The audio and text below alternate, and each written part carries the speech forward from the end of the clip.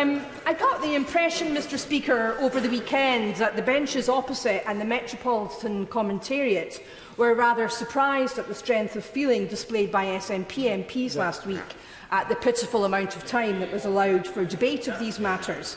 But they should be in no doubt, Mr Speaker, that that's a strength of feeling that is felt across Scotland. On the flight home and in my constituency at the weekend, I was inundated by members of the public congratulating us on taking the stance that we did. Mr Speaker, in douce, undemonstrative Edinburgh, I was unable to get my messages done in Marks and Spencer's at Slateford for people coming up to me wanting to shake my hand and tooting their car horns, shouting out that we'd done the right thing.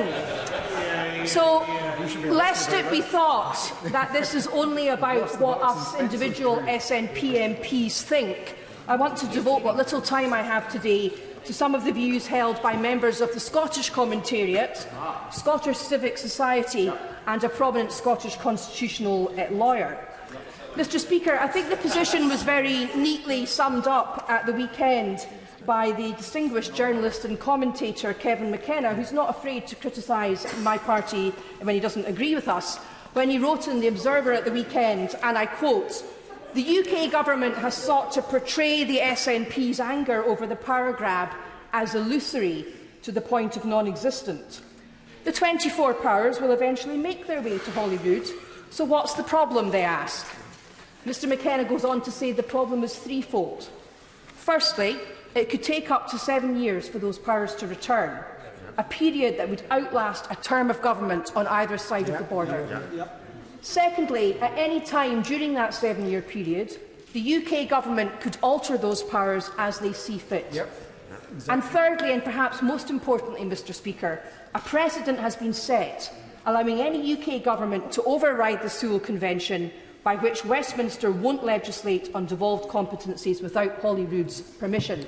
Not my views, the views of Mr McKenna. Now, Mr Speaker, the Sewel Convention provides that Westminster will not normally legislate in relation to a devolved matter without devolved consent. And I'm afraid to say an awful lot of nonsense has been talked about what the word normally means. Fortunately, you don't have to take my word for it, Professor Aileen McHarg, Professor of Public Law at the University of Strathclyde, at the weekend very helpfully set out some of her views on what not normally means. She says not normally does not mean, goodness me, this situation is a bit unusual, so we can therefore ignore the usual constitutional.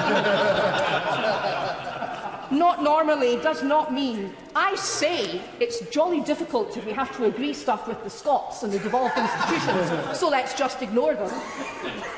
Nor does not normally mean, so long as we make some kind of effort to reach agreement, even if it's a bit late and we have to be forced into it, it doesn't matter if we can't actually reach agreement. What not normally means is as follows. The Sewel Convention is a rule, not merely a description of practice. So the word normally has to be understood as an exception to the rule. In the principles of legal interpretation, we make exceptions to a rule either where the underlying rationale for the rule doesn't apply or where there is some overriding competing principle. The rationale for the Sewel Convention is protection of devolved autonomy.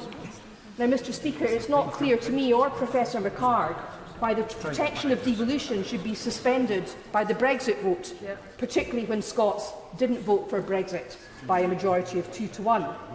So what Professor McHarg concludes is, on the basis of what few precedents there are, and the discussions at the time of the enactment of the Scotland Act, and in relation to the old Stormont Convention, devolved consent can only be overridden in cases of necessity or where the devolved legislature is abusing its power.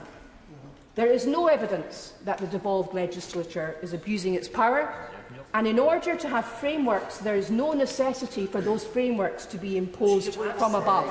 I will agree on that point. So, given that, what she has just informed the Chamber of, is it not the case that the executive in London could be accused of abusing its power? Indeed, it is the executive in London that is abusing its power, and that is why the Sewel Convention is, in the words of the BBC fact check, ripped up and thrown away by last week's last week's amendments. Now, just a word of warning from another commentator for the Tories opposite, from Danny Garavelli in The Guardian. She said, "Ordinary voters may not be greatly exercised about the finer points of the Constitution, but they can hear the mood music. They know when their Parliament is being slighted. Already frustrated over the democratic deficit that allows Scotland to be taken out of the EU when every part of Scotland voted Remain, many of them will look askance at the dismissive way Conservative politicians behaved in the Chamber on Wednesday." And in relation to displays of anger from myself and others last week, she says, "Those displays of anger will be echoed around much of the country. Anyone who doesn't understand the potential impact of such condescension on the psyche of Scottish voters was not paying attention last time round." And I look forward, Mr Speaker, to putting pictures of their jeering faces on the leaflets in the next independence referendum. Home Master turn. Thank you.